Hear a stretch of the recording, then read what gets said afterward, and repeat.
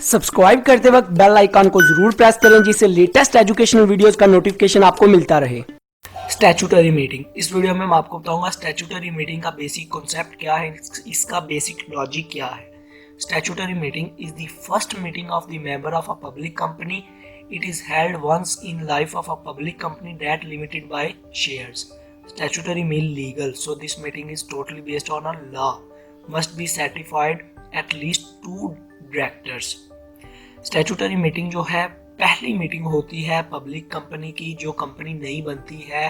कोई भी public company जो नई बनती है, नई मार्केट में आती है, नई डेवलप होती है, नई क्रिएट होती है, तो उसकी जो फर्स्ट मीटिंग होती है ना, उसके मेंबर की जो फर्स्ट मीटिंग होती है, कंपनी के मेंबरों की जो फर्स्ट मीटिंग होती है, उसको हम कहते हैं स्टैट्यूटरी मीटिंग।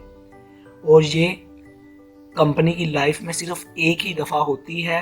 और स्टैट्यूटरी का मीन होता है लीगल, तो इसलिए ये मीटिंग जो होती है totally based on a law, ये कंप्लीट बेस्ड होती है लॉ पर, असूलों पर, रूल्स पर, रेगुलेशंस पर। और इस मीटिंग में 2 डायरेक्टर का होना मस्ट है।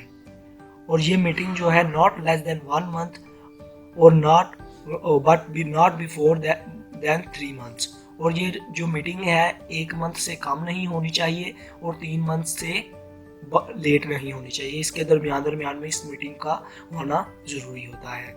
और जो डायरेक्टर है वो 21 दिन पहले मीटिंग का नोटिस मेंबर को सेंड करता है।